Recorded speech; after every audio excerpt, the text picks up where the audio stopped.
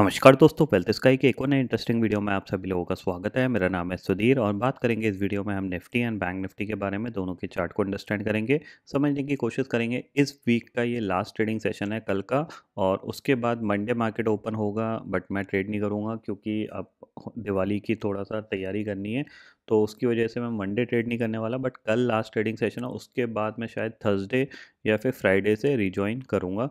तो इसके बीच में हो सकता है आपको वीडियो ना मिले, और प्लस कुछ लर्निंग पॉइंट ऑफ व्यू से वीडियो बनाऊंगा तो डेफिनेटली शेयर कर दूंगा। ठीक है, आज हमारे मार्केट ने फाइनली जो चैनल हम बात कर रहे थे पिछले 10-12 दिन से, उस चैनल का ब्रेकआउट यहाँ पे दे दिया है। ठीक है, आपको ये क्लियरली एक ब्रेकआउट यहाँ पे दिख रहा है, और जो प्राइस एक्शन की हम बात कर रहे थे वो प्राइस एक्शन स्टिल सस्टेन्ड है, और इंडिकेशन दे रहा है कि मार्केट हमारा ऊपर की तरफ ही जाना चाहिए। ठीक है, और जो हायर हाई हायर लो का जो फॉर्मेशन है, उसके हिसाब से इसने एक और हाई बना दिया है। ठीक है, अब जो टारगेट बन सकता है वो इसका यही है कि 25,660 तक तो जाना चाहिए, और अगर इसके ऊपर सस्टेन करेगा तो फिर ये छोटा सा गैप है अराउंड 25,750 तक का, निफ्टी एटलीस्ट इस मोमेंटम में इस लेवल तक जाना चाहिए डेफिनेटली। यहाँ पे ये ध्यान में रखिएगा। बट एक इसने चैनल के बाहर निकला है, तो इसका मतलब क्या है कि अब जो मोमेंटम होगा वो बाय साइड पे स्ट्रॉन्ग रहेगा। तो आपको क्या करना है,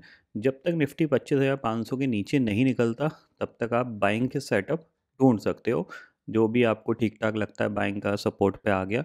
क्योंकि ऐसा नहीं है कि करेक्शन नहीं आएगा, डेफिनेटली करेक्शन आएगा, क्योंकि प्राइस एक्शन फॉर्म्ड पॉजिटिव है। बट इसका मतलब ये नहीं है कि ये दोबारा से 25,200 नहीं आ सकता, डेफिनेटली आ सकता है।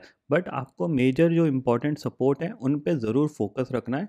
वहाँ कहीं अगर आपको मार्केट मिलता है, निफ्टी मिलता है, तो वहाँ पे आप डेफिनेटली क्या करोगे, बाइंग की अपॉर्चुनिटी ढूंढोगे। और अगर आपको इंट्राडे में भी कोई भी बाइंग अपॉर्चुनिटी मिलती है तो भी आप यहाँ पे ढूंढ सकते हो। ठीक है, मेजर इंपॉर्टेंट सपोर्ट की अगर हम बात करें तो वो हमारे पास होगा, एक तो हमारे पास ये होगा 25,300 का, क्योंकि ये एक गैप है, इस गैप को इसने फिल नहीं किया है, तो कभी भी इसको गैप को फिल करने आ सकता है।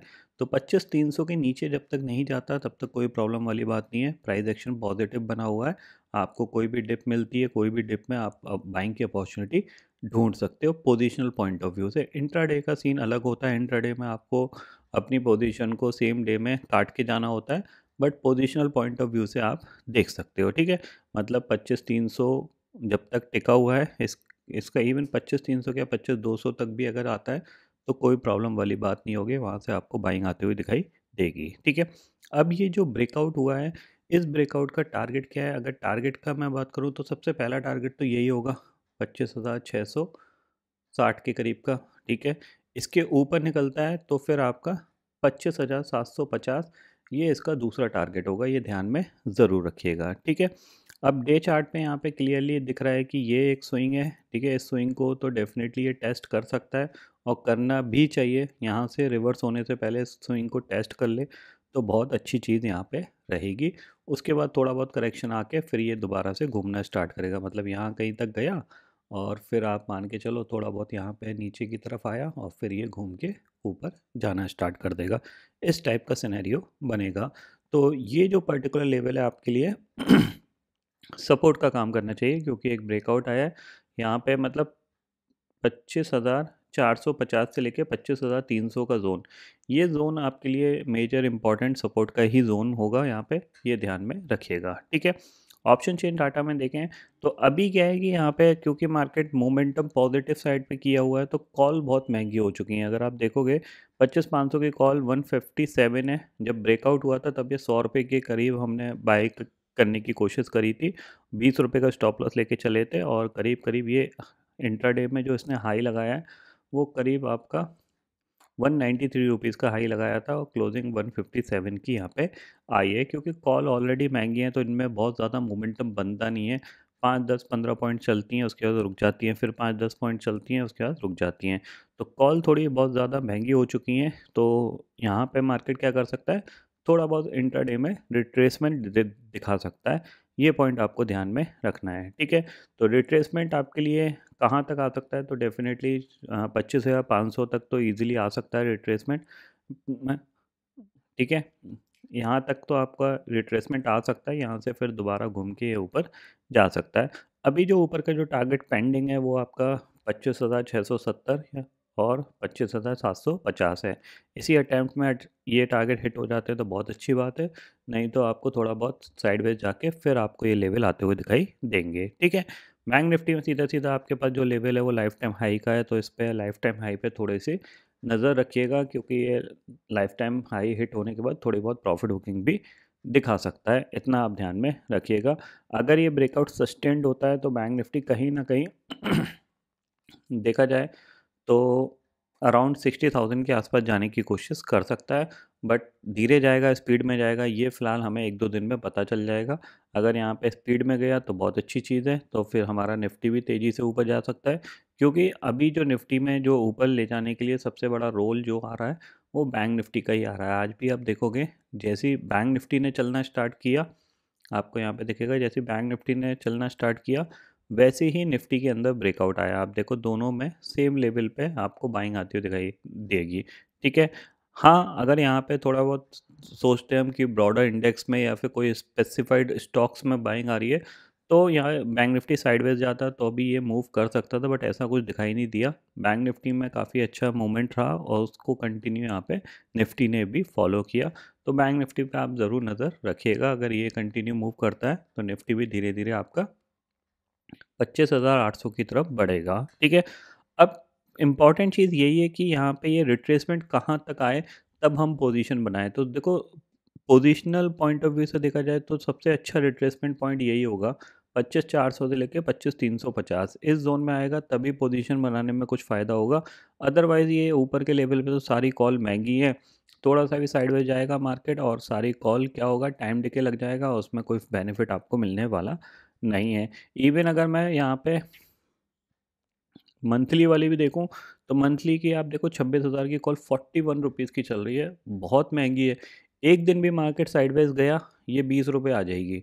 ठीक है ना? तो इसीलिए मैं आपको बोल रहा हूँ कि ऊपर कॉल पे आपको बहुत ज़्यादा एग्रेसिव होकर पोजीशन मत बनाइएगा। ठीक है? मोमेंटम लीजिए, मोमेंटम जितना मिल रहा है उतना आपने मोमेंटम लिया, अपना प्रॉफिट बुक किया और साइडवेज आ गए। इतना ध्यान में रखिएगा, पोजीशन बना के मत रखिएगा। जब तक एक थोड़ा करेक्शन नहीं आ जाता तब तक पोजीशन यानी रिट्रेसमेंट नहीं आ जाता, तब तक पोजीशन बनाने का कोई ज़्यादा बेनिफिट इस लेवल पे नहीं मिलेगा। एक बार रिट्रेसमेंट आ जाए, एटलीस्ट 25,450 तक का रिट्रेसमेंट आ जाए, तो यहाँ पे कह सकते हैं हम एक अच्छा रिट्रेसमेंट आने की वजह से जो कॉल होंगी उनका प्रीमियम डिके हो जाएगा, फिर मार्केट दोबारा से घूम के ऊपर चला जाएगा। यानी यहाँ कहीं से थोड़ा बहुत रिट्रेसमेंट आया और फिर ये घूम के ऊपर चला गया। हो सकता है कल एक और गैप अप ओपनिंग देखने को मिले यहाँ पे, क्योंकि अगर आप देखोगे तो ग्लोबल फ्यूचर्स अभी आपको डाउ फ्यूचर 220 पॉइंट ऊपर दिख रहा है, नैस्डैक फ्यूचर भी करीब 140 पॉइंट के 136 पॉइंट ऊपर दिख रहा है। अब कल क्या हुआ था इनमें, कल भी ये ऊपर थे बट क्लोजिंग इनकी नेगेटिव ही आई। ठीक है ना? अगर आप देखोगे डे चार्ट पे, ये खुले तो ऊपर थे लेकिन अल्टीमेटली पूरा सेल ऑफ में कन्वर्ट हो गए थे। आज फिर ये ऊपर जाने की कोशिश कर रहे हैं। अगर सेल ऑफ में कन्वर्ट हो गए तो फिर यहाँ पे थोड़ा सा एक कह सकते हैं नेगेटिव साइन बनने की कोशिश होगी। अगर आज टिक जाते हैं तो बहुत अच्छी बात है, यहाँ पे हमारे मार्केट के लिए तो सबसे अच्छी बात रहेगी। दूसरी चीज़ क्या है, लास्ट वीक में मैंने आपको बताया था कि जो FIIs हैं उनकी सेलिंग क्या है, काफ़ी हद तक कम हो चुकी है और धीरे धीरे थोड़ा बहुत बाइंग भी करते रहते हैं। आप देख रहे हो यहाँ पे इनके, आपको कंटिन्यूअसली यहाँ पे मैंने आपको इंडिकेट किया था कि इनकी सेलिंग के जो फिगर्स हैं वो कम हो रहे हैं, अब ये थोड़ी थोड़ी बाइंग भी कर रहे हैं। तो इसका इम्पैक्ट क्या है, जो भी DIs बाइंग करते हैं कहीं ना कहीं ये मार्केट को ऊपर ले जाने में हेल्प कर रहा है, क्योंकि अगर ये सेलिंग नहीं करेंगे तो अभी हमारे लिए अच्छा है, धीरे धीरे मार्केट ऊपर जाएगा। बट पोर्टफोलियो वाइज मार्केट ऊपर नहीं जा रहा है, ये ध्यान में रखिएगा।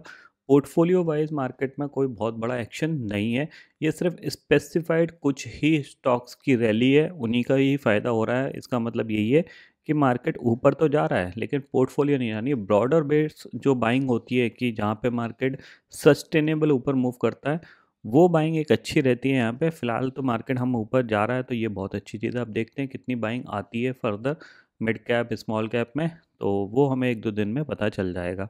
बट फिलहाल जिस ब्रेकआउट का हमें इंतज़ार था वो फाइनली यहाँ पे आ गया। अब देखते हैं मार्केट कितना मोमेंटम करता है, वो चीज़ हमें 1-2 दिन में पता चल जाएगी। ठीक है, तो फिलहाल दोस्तों इस वीडियो में इतना ही है। आई होप ये वीडियो आपको पसंद आएगा। वीडियो पसंद आता तो लाइक और शेयर ज़रूर करिएगा और चैनल को जो सब्सक्राइब कर लीजिए, क्योंकि मैं सुधीर लेके आता रहूँगा हर दिन आपके लिए नए नए वीडियो। इसी के साथ शुक्रिया दोस्तों, जय हिंद।